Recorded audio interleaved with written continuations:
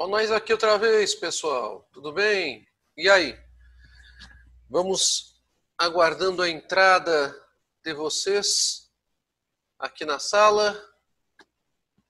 Opa, o Marcos já entrou. Foi o primeirão a entrar. Isso mesmo, Marcos. Gostei de ver.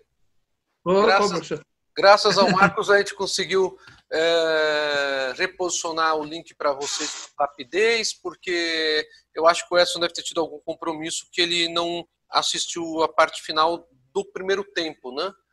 E... Professor, ele teve um probleminha aí com o pai dele, levando para o hospital, tudo, e aí ele não dormiu à noite, né? Então ele falou, Marcos, eu tô hiper cansado, acho que eu não vou assistir um pouquinho, depois eu não vou dar continuidade, né? Sim, sim. E os demais, Marcos? Só estamos nós dois aqui na live. Cadê os outros? Então, eu mandei no grupo agora, professor. Agora, na hora que o senhor me passou, eu já mandei em seguida. Bom, a Ana Carolina entrou. Pronto, já entrou mais uma. Isso. Que aí um vai puxando o outro. Já sei como é a turma de vocês. Já estou acostumando. Um vai puxando o outro. Então, vamos ver quem que é a Ana. Peraí, só um minutinho, professor, só um minutinho. Ô, Ana, você tá online aí? Eu não tô no outro grupo. Você pode retransmitir o link aí para o outro pessoal?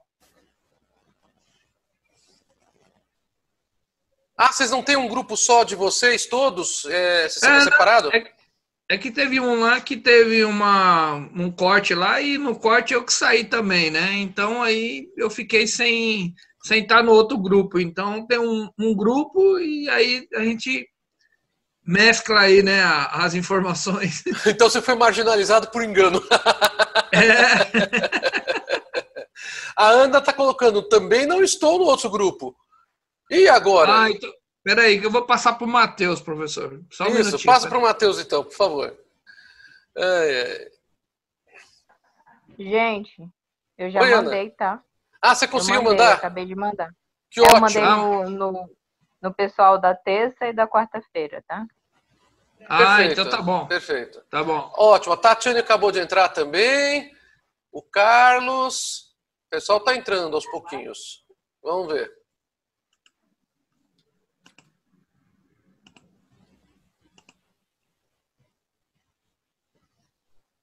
O Max já entrou também. Então tá. Agora começar a crescer. Estamos com 6. Bem menos do que teve no primeiro tempo, mas vamos lá. Sim. Vamos com fé. Com fé nós vamos, isso. Vai sim. O Alex também está entrando. Cuidado aí com a tosse, professor. Não, isso aqui sabe o que é? Nem me fale, eu não tô nem saindo de casa. Isso aqui é uma coisa que eu acabei com um pacotinho, tem outro pacotinho lá. É milho peruano. Já provou milho peruano alguma vez? É um milho grandão, salgado. É gostoso. Sim. Eu nunca. Aí ficou um pouquinho aqui engasgado. O Carlos entrou também. A Tatiane. Tem uma pessoa que eu não sei quem que é, porque só aparece um número dela, 106448344. Eu não sei quem que é, mas também oi, tudo bem? Vamos ver.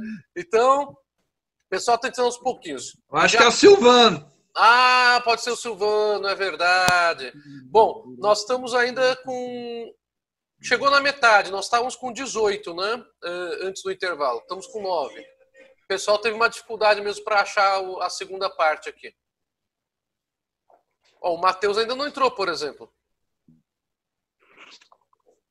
Silvano entrou, então, com esse número aí, né?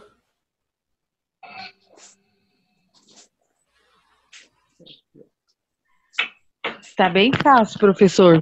É a Luciana que está falando. Luciana, você que é a que se esconde por um número?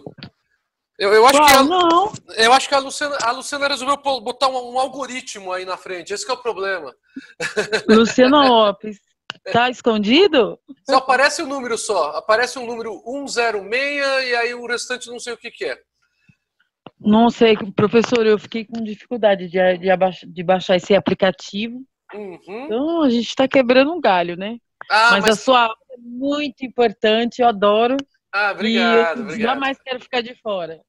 Legal, fico muito feliz de saber, viu? Bom, deixa eu aproveitar, então, enquanto o pessoal está acabando de entrar, antes de entrar na segunda parte da aula de hoje, a gente só tem 40 minutos, vocês sabem que o aplicativo do Zoom é 40 minutos gratuito só. E falar para vocês de duas coisas. Eu vou passar para o Marcos 2 links para vocês entrarem.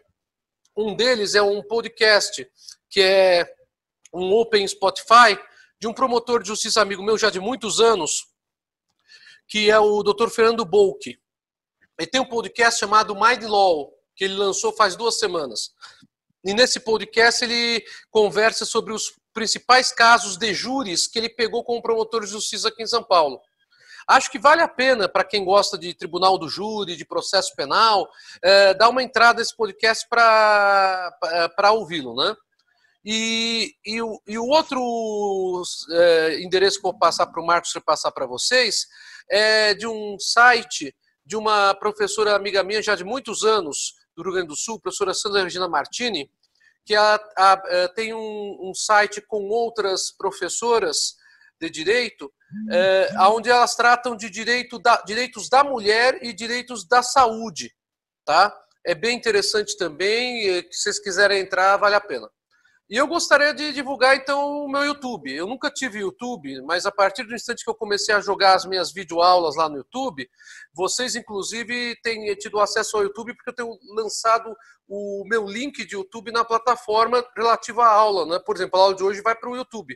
A primeira parte com o endereço YouTube e a segunda parte com outro endereço. E eu tenho agora, então, uma página do YouTube sobre vídeos, aulas que eu tenho feito durante esse período do isolamento, né? Então, lá vocês encontrarão aulas minhas de direito do consumidor na Campos Sales, né, que são essas aulas. Encontrarão aulas de obrigações e responsabilidade civil na Campos Sales e na São Judas.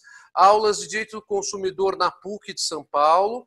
E aulas de direito internacional na PUC de São Paulo. Tá? Então, se vocês forem lá, botar um joinha lá, eu fico bastante feliz e agradecido. É uma experiência, eu nunca tinha feito isso. E já que está com um monte de vídeo gravando, eu resolvi fazer isso. Vou botar tudo numa plataforma e vamos andando, né? Tá bom? Isso é bom, né?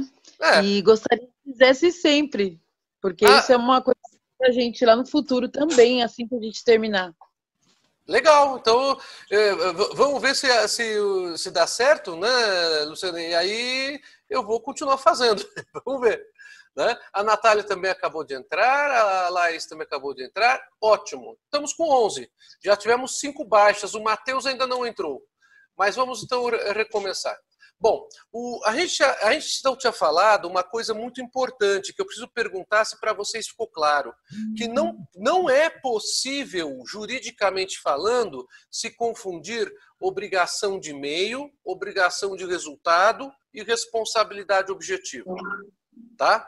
Então, apenas lembrando, a obrigação de resultado gera a inversão do ônus da prova da culpa, mas ainda estou discutindo culpa. Na responsabilidade objetiva, não existe, em princípio, inversão do ônus da prova de nada. E não existe discussão da culpa do agente. Isso ficou claro para todos vocês? Isso é muito importante. E, gente, tem autor que escorrega na casca de banana nessa hora e acaba misturando uma coisa com a outra, viu? E aí não é uma questão de posição de doutrina, aí é o que é. Porque vocês me viram falando sobre relação de consumo, aquela posição da causalidade jurídica é uma posição que, de início, eu fui um dos primeiros da doutrina de direito consumidor a levantar isso, quando eu já estava estudando direito consumidor, ainda não estava na promotoria do consumidor na época. E aí um monte de gente depois aderiu. Eu nem falei naquela época que eu tinha proposto isso. Agora, isso que eu estou falando, da diferença entre obrigação de meio, obrigação de resultado e responsabilidade objetiva, não é nenhuma teoria minha. Isso é do direito civil. E tem gente que escreve errado ou confunde obrigação de resultado com responsabilidade objetiva. Alguma pergunta sobre a diferença desses institutos? Porque agora dá para explicar o inciso 8º. Antes não dava para explicar. Porque passava uma expressão meio capenga. Ué, vai inverter o ônus da prova do quê, para começar? Se a responsabilidade é objetiva, eu vou inverter o ônus da prova do quê? Eu não preciso inverter o ônus da prova da culpa se a responsabilidade é objetiva, vocês percebem? Então, a inversão do ônus da prova, do inciso 8º, é do nexo causal. Isso quer dizer que, quando houver a inversão do ônus da prova, na responsabilidade objetiva, incumbirá ao fornecedor demonstrar que não deu causa ao dano sofrido pelo consumidor. É aí que está o segredo da caixa de Pandora, da caixa preta do avião. É aí que está o segredo. Bom, pulo do gato. O pulo do gato. Pronto. Aí vamos ver em que circunstâncias eu posso ter essa inversão do ônus da prova no inciso 8º do artigo 6º do Código de Defesa do Consumidor. O Marcos, quando leu o inciso 8º, antes do intervalo, ele falou de duas circunstâncias. Essas duas circunstâncias dependerão da avaliação do juiz.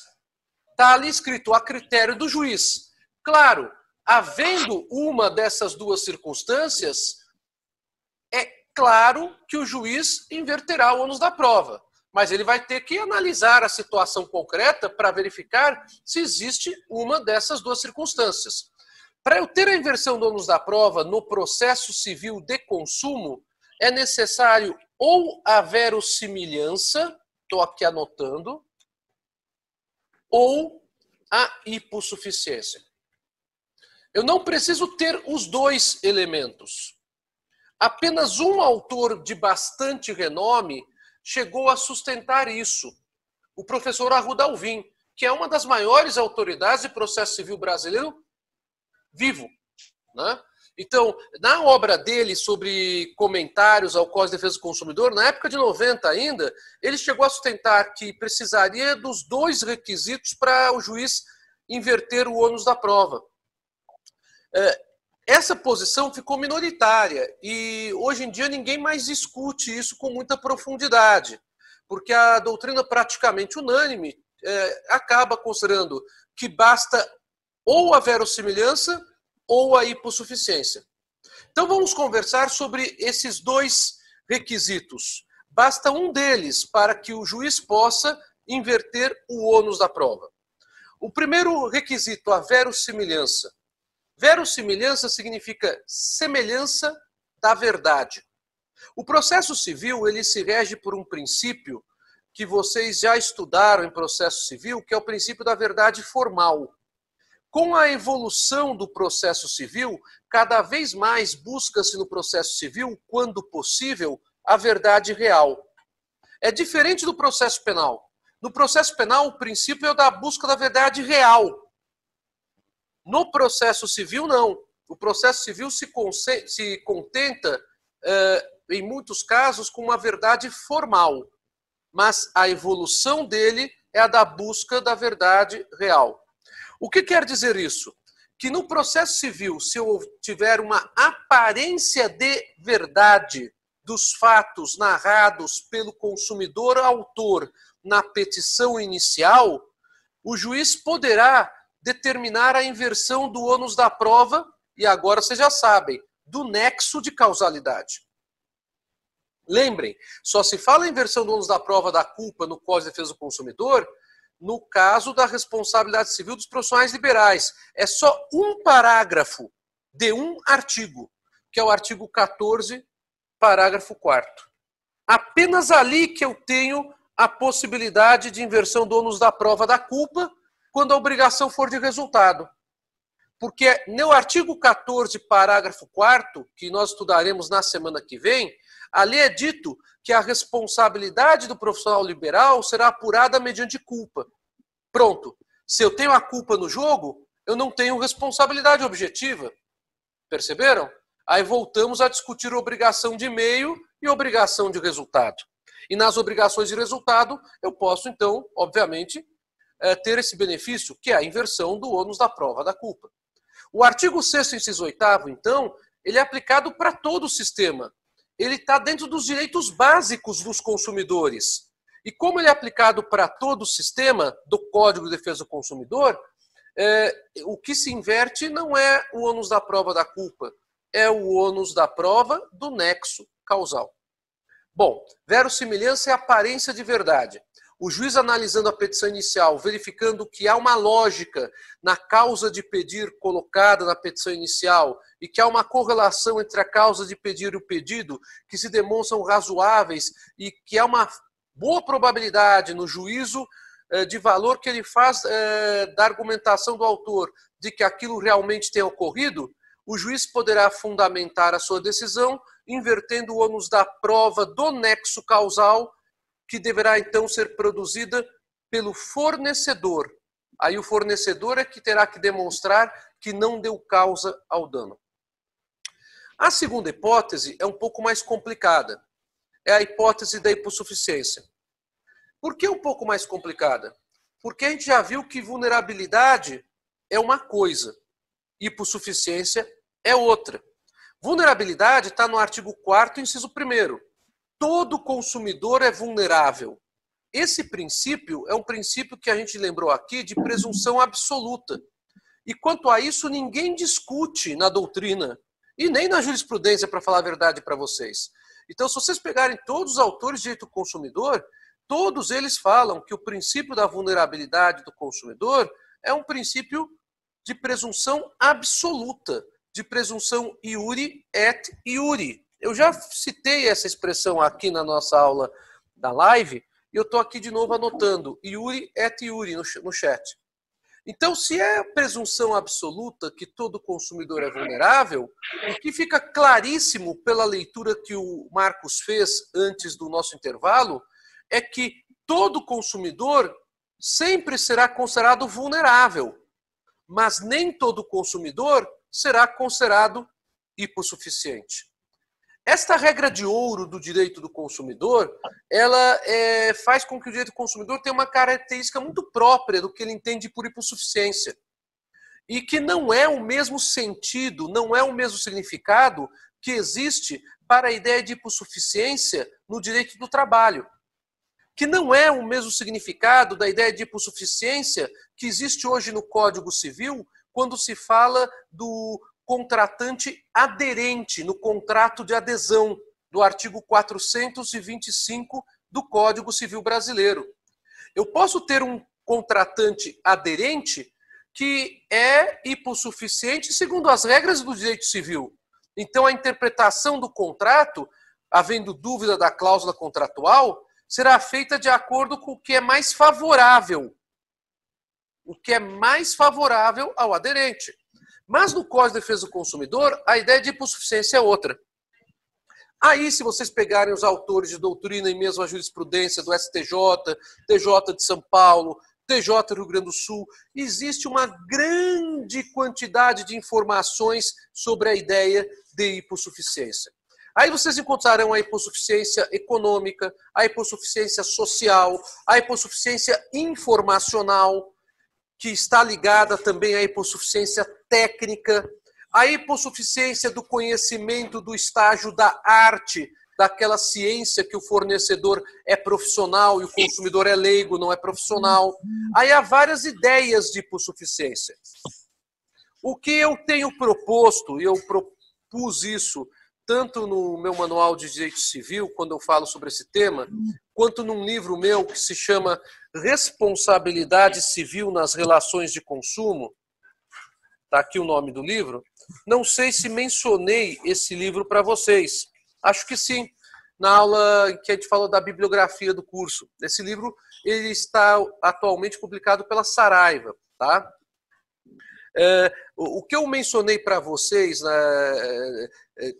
o meu curso de Direito do Consumidor, praticamente todo ele, até o final da responsabilidade civil, é desse livro, na verdade. Responsabilidade Civil das Relações de Consumo. A parte contratual do direito do consumidor está em um outro livro, que se chama Contratos Difusos e Coletivos, a função social do contrato. Tá? Eu tenho que fazer um curso de direito do consumidor para graduação ainda, prometo que vou fazer. Vamos ver se eu consigo. Vamos ver. Bom, por que eu estou falando isso para vocês? Porque a ideia de hipossuficiência, me parece, ela não chega a ser tão sofisticada quanto a ideia que muitos doutrinadores colocam, inclusive com informações bastante profundas. Me parece que a ideia de hipossuficiência que o Código traz é uma ideia um pouquinho mais simplificada. O Código ele não define o que é hipossuficiência. Quando o código não define o que é um instituto jurídico, nós estamos diante de uma outra figura, que é uma figura que se chama conceito jurídico indeterminado. Eu cheguei a mencionar essa expressão para vocês em aula? Alguém se lembra? Não, né? Conceito jurídico indeterminado. Essa figura, conceito jurídico indeterminado, tem um outro nome também.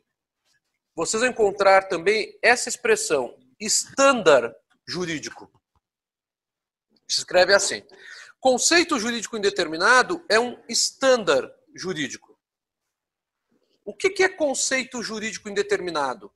Muitas vezes, o intérprete da lei, e todos nós, como profissionais do direito, somos intérpretes da lei, mas quem dará a interpretação final será o juiz no processo judicial. Muitas vezes, o intérprete da lei, ele não consegue analisar qual que é o alcance total da lei e a interpretação da lei que vigora entre nós é a interpretação objetiva e teleológica. O que é objetiva? É uma interpretação que diz respeito à identificação da conduta da pessoa de acordo com o que diz a lei. E teleológica, porque essa interpretação ela é feita de acordo com a finalidade da norma. Tá? Então, a interpretação que nós, profissionais de direito, temos que dar quando avaliamos uma situação para a utilização de uma norma jurídica é a interpretação objetiva e teleológica. Isso se encontra no artigo 5º da Lei de Introdução às Normas do Direito Brasileiro. Está lá. O artigo 5º fala que o juiz, ao interpretar a norma, fará essa interpretação segundo os fins sociais para os quais ela se destina. Segundo os fins sociais, significa interpretação finalista, interpretação teleológica. Então, quando interpretamos uma lei, qualquer que seja essa lei, de direito público ou privado ou social, a interpretação que o nosso sistema jurídico diz que o intérprete deve ter é a interpretação objetiva e teleológica, tá? Só que em determinados casos a lei não diz o que ela quer dizer com determinado conceito. Por exemplo, o Código Penal de 1940 tinha um conceito que era o conceito da mulher vítima de sedução. Esse crime nem mais existe no nosso Código Penal. E o Código Penal tratava então de uma expressão que é essa aqui, a expressão mulher honesta. Aí eu pergunto para vocês, quem é uma mulher honesta? Não existe, não. O que é? Não existe, não. É sacanagem também. Eu sou mulher honesta. Isso mesmo. Isso. As mulheres vão ter que se defender aí. Então, fogo. Bom, então, mulher honesta. A lei penal nunca falou o que é mulher honesta. Então, quem tem que falar o que é mulher honesta? Não há como o juiz interpretar a lei quando a lei não dá o significado do que é mulher honesta. Então, qual que é a solução jurídica para a interpretação de uma norma jurídica que contém um conceito jurídico que não tem explicação nem naquela norma jurídica e nem dentro do sistema jurídico positivo, que é o sistema legal, que é o nosso sistema? Aí a solução é dada, me parece, de uma forma bem mais simples, pelo próprio legislador. Com todo respeito, nós podemos falar sobre as variadas hipóteses de hipossuficiência, de vulnerabilidade, que são ótimas para discutirmos a sociologia do direito, a economia do direito, para discutir até mesmo o direito do ponto de vista filosófico, filosofia do direito, mas o artigo 4º da Lei de Introdução às Normas do Direito Brasileiro, ele já traz a resposta. O que diz o artigo 4º da Lei de Introdução às Normas do Direito Brasileiro? Veja o nome dessa lei. Lei de Introdução às Normas. Então, se aplica para todas as normas do sistema. Quando a lei for omissa, olha, o Matheus até já transcreveu aí. Obrigado, Matheus. O juiz decidirá de acordo com a analogia, os costumes e os princípios gerais de direito. Então, eu não preciso encontrar aqui um argumento da economia, da sociologia, da psicologia, da publicidade ou da filosofia para entender o que é consumidor hipossuficiente. O que eu preciso é que o juiz avalie o que é hipossuficiência pelo critério legal. Qual é o critério legal? A lei não diz o que é hipossuficiência. O Código de Defesa do Consumidor, em nenhuma passagem fala quem é o consumidor hipossuficiente. A solução da lei é, juiz, você tem que procurar uma solução por analogia, por costumes jurídicos de mercado, olha só, ou nos princípios gerais do direito. Essa solução que a nossa Lei de Introdução às Normas do Direito Brasileiro dá, é uma solução que nós herdamos dos franceses. E está lá. E ninguém mudou isso. Então, esta solução me parece a mais lógica do ponto de vista de construção de raciocínio jurídico. Analogia, o que é? Você pega um caso que não tem uma previsão legal e verifica que caso semelhante tem uma previsão legal com aquela situação para aplicar por analogia a norma jurídica daquele caso ao caso que você está analisando.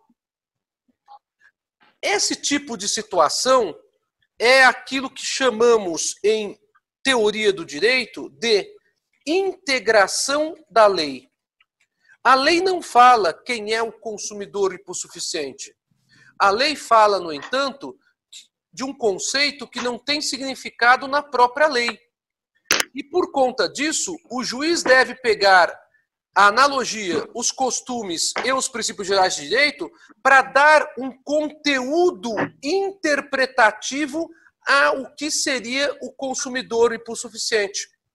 Com certeza, todos nós concordamos que o conceito de mulher honesta em 1940 é muito diferente do conceito de mulher honesta em 2020. Não resta dúvida. Em 1940, a mulher ainda era no Brasil relativamente incapaz para praticar atos de negócios jurídicos. É o que dizia o nosso Código Civil. A mulher ela não tinha habitualidade de realização de trabalho externo em grande quantidade de mulheres no mercado. O mercado era constituído majoritariamente por homens. Então, o sentido negocial da mulher para realizar atos de negócios jurídicos era um sentido muito mais reduzido do que é hoje. Hoje em dia, as mulheres dominam vários segmentos econômicos do mercado. As mulheres concorrem e são melhores do que muitos homens em uma série de atividades. Não sei se vocês têm acompanhado, até para governar países, há analistas internacionais que têm falado que os melhores resultados de contenção da pandemia na sociedade das últimas semanas são os resultados das sociedades governadas por mulheres. E cita lá o exemplo da Nova Zelândia, o exemplo da Alemanha. Então vejam vocês a situação do que estamos falando. Então o conceito de mulher honesta em 1940 não é o conceito de mulher honesta nos dias de hoje. Vocês querem saber qual era o conceito de mulher honesta em 1940? Alguém tem essa curiosidade? Sim. Olha só, então, Natália. Conceito de mulher honesta em mulher honesta obedecer o marido, né? é um pouquinho pior. O conceito de mulher honesta era, na prática, o conceito da mulher que não pulava a cerca. Imaginei. Eu ia falar isso. Somos todas honestas, até hoje. Hoje em dia, nós não temos nem o adultério como crime mais. O adultério não é fundamento único para uma separação, para um divórcio. Inclusive, o divórcio pode até se dar sem fundamento jurídico nenhum. Pode se dar por simples incompatibilidade da vida em comum. E pode ser realizado a qualquer tempo. Vocês aprenderam com o professor de direito de família de vocês. Hoje em dia, não existe mais esse ranço. E esse ranço, na década de 40, recaia só sobre as mulheres, curiosamente, né? Porque esse ranço vem da Idade Média. Na Idade Média, o que acontecia? nos feudos germânicos e austríacos, não existia nem Alemanha nem Áustria na época, eram os feudos dessas regiões.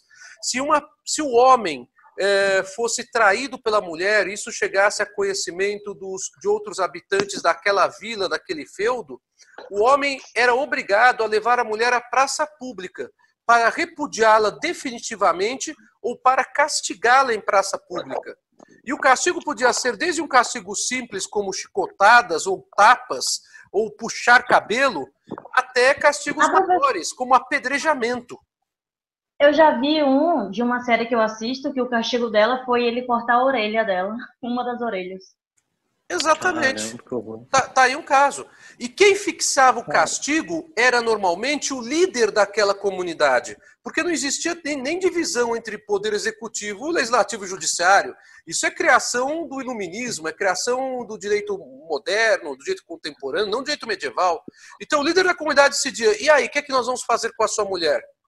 E se o homem não quisesse fazer nada, porque apesar de traído, ele tinha muito amor pela mulher, então o líder da comunidade lhe impingia uma pena a ele, homem. E ele, homem, tinha a pena de carregar galhos sobre a cabeça durante o período de tempo e durante a quantidade de horas por dia que o líder daquela comunidade determinasse. E é daí que vem a expressão... então tá explicado, né, professor? Isso. É daí que vem a expressão corno manso. É falado dos galhos. Agora tudo faz sentido. Tudo faz sentido, né? Então, é histórico. Olha isso. aí, ó. É histórico, né? É o famoso corno manso. É exatamente isso. Então, essa ideia do corno, porque quem ficava ridicularizado Dá até um tema de TCC aí, hein, professor? Dá, com certeza, de história do direito, por exemplo, né? Porque quem que ficava, então, estigmatizado perante a vila não era mais apenas a mulher, era também o corno. E corno por quê? Porque tinha que carregar o galho sobre a cabeça. Bom, a famosa galhada, é isso aí, Matheus. Então, essa situação deixa muito claro que o conceito de mulher honesta muda no tempo e no espaço. Para não falar que eu estou sendo machista, eu vou agora falar de um outro conceito jurídico indeterminado que vem do Código Civil, que é o conceito de bom pai de família. Pronto. Aí, mulheres, vocês podem se vingar, então, de todos nós homens. Tá? Quem é o bom pai de família? Mulheres, chegou a vez da vingança. É o homem que só trabalha, não trai, paga todas as contas e fica calado. Nossa. E que deixa o cartão de crédito com as mulheres. O cartão de crédito. Forçando, hein? Tá forçando, hein? Bom, cartão de crédito. Quando Clovis Bevilacqua fez o Código Civil de 1916, ele redigiu o Código em 1899, para vocês terem uma ideia. Ele colocou essa expressão. Qual que é a ideia de bom pai de família? Bom pai de família, naquela época, era o pai provedor. Porque a mulher era relativamente incapaz. Então a mulher apenas auxiliava o marido no sustento e na educação dos filhos. A mulher não realizava atos negociais. Quem realizava era o homem.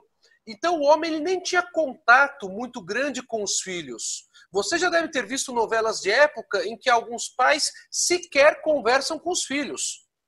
Apenas a mãe tem um contato maior com os filhos. Porque isso é muito daquela época. O bom pai de família não é a pessoa que se aproxima da sua mulher e é carinhoso. Não é a pessoa que se aproxima dos seus filhos e é carinhoso. Não é o cara que é participativo com seus filhos. Estou me referindo ao final do século XIX. No século XIX, o bom pai de família é o pai cofre. É o pai provedor. Não podemos dizer que esse conceito se aplica para 2020. No conceito de família, nós temos uma sinergia familiar. Então, o bom pai de família não é o pai cofre. Às vezes é, inclusive, a mãe que é o cofre da família porque o pai perdeu o emprego.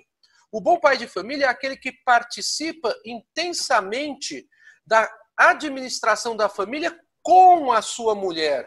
É aquele que participa intensamente do sustento e da educação dos seus filhos, inclusive acompanhando como está sendo o processo educacional do filho. Então, a ideia de bom pai de família na atualidade, não tem nenhuma pertinência com a ideia de bom pai de família quando o Cláudio Bevilacqua fez o Código Civil. Bom, eu estou agora me apressando porque só tenho 6 minutos para acabar a live. Mas, então, percebam vocês, os conceitos jurídicos indeterminados, nós mencionamos 3 aqui. Um que é da nossa matéria, o consumidor hipossuficiente por causa do artigo 6º e inciso 8º. Bom pai de família, mulher honesta, que são conceitos do direito penal e do direito civil, são conceitos jurídicos que dão uma maior longevidade à lei, porque possibilitam que o juiz aplique a norma jurídica levando em conta o tempo e o lugar aonde essa norma jurídica será aplicada. Então o legislador consumerista fez muito bem em não definir consumidor hipossuficiente, em dar ao juiz essa abertura de renovação da lei, para aquele juiz, examinando a situação do caso concreto, possa identificar naquele local e naquela época se o consumidor pode ou não ser considerado hipossuficiente. E essa hipossuficiência, diz o Código no final do inciso 8º, será reconhecida segundo as regras ordinárias de experiência. Regra ordinária de experiência no direito brasileiro, com todo o respeito a quem não fala nesse sentido que estou falando, parece-me que é o artigo 4º da Lei de Introdução às Normas do Direito Brasileiro. Bom, ficou claro para vocês, então, o que é o conceito jurídico indeterminado e por que o consumidor hipossuficiente ele é apreciado caso a caso pelo juiz? Tudo bem? Então, para terminar o estudo nosso dos direitos básicos do consumidor, que só tenho 4 minutos e meio, vem aí algumas questões últimas de ordem estritamente processual. Até quando, no processo, o juiz poderá inverter o ônus da prova? E a segunda pergunta, estritamente processual. O juiz poderá inverter o ônus da prova ex officio, isto é, independentemente de pedido do consumidor? Bom, aí nós temos uma polêmica entre os processualistas, tá? A maioria dos processualistas que são dedicados ao processo de consumo a maioria, né? Entende que o juiz poderá inverter o ônus da prova até o momento em que ele proferirá a sentença. Esse é o posicionamento majoritário da doutrina do processo civil, que é no direito do consumidor. Então, até o momento em que o juiz proferir sentença, ele poderá inverter o ônus da prova. O juiz precisará do requerimento do consumidor para inverter o ônus da prova ou poderá inverter o ônus da prova de ofício? Aí a matéria é mais polêmica. Alguns alegam que essa inversão não poderia ocorrer porque isso violaria o devido processo legal, que é um princípio constitucional, o due process of law. Vou aqui lembrar para vocês como se escreve, due process of law. Particularmente, agora vou falar a posição minha, Senise. Particularmente, inclusive no responsabilidade civil das relações de consumo, isso, Silvano, antes da sentença pode ser até no exato momento da sentença, segundo a posição majoritária. Particularmente, eu sou um pouco mais conservador. Em primeiro lugar, eu acredito que o devido processo legal é um princípio constitucional. Então, essa ideia de que por uma questão de dignidade da pessoa humana caberia a inversão do ônus da prova não me convence. Porque aí eu tenho uma norma processual na Constituição, no rol dos direitos fundamentais, que estabelece o devido processo legal. Então, não há ofensa à proteção das dignidades da pessoa humana o juiz inverter essa história de posso inverter o ônus da prova ex officio em razão do princípio da proteção da dignidade da pessoa humana. Eu acho isso um equívoco, mas respeito quem pensa o contrário. Para mim, o devido processo legal é um direito fundamental, está na Constituição. E é um direito fundamental tanto para o fornecedor como para o consumidor. Então, particularmente, eu sou mais conservador aqui. Eu entendo que é necessário o requerimento do consumidor. Esse requerimento ele pode até ser feito até o final da fase postulatória. Ele não pode ser feito depois da fase postulatória. Porque quando eu estou na fase instrutória, eu já tenho as regras do jogo delineadas. Então fica uma coisa esquisita. E por essa razão também eu, particularmente, sou corrente minoritária aqui. Minoritária, volto a insistir. Eu entendo que não pode haver a inversão do ônus da prova até a hora da sentença. Essa inversão do ônus da prova ela pode ocorrer no máximo até o saneamento do processo. Tá? Bom, gente, gratidão a vocês. Acabamos o nosso tempo, mas acabamos os direitos básicos do consumidor. E é isso aí, Silvano.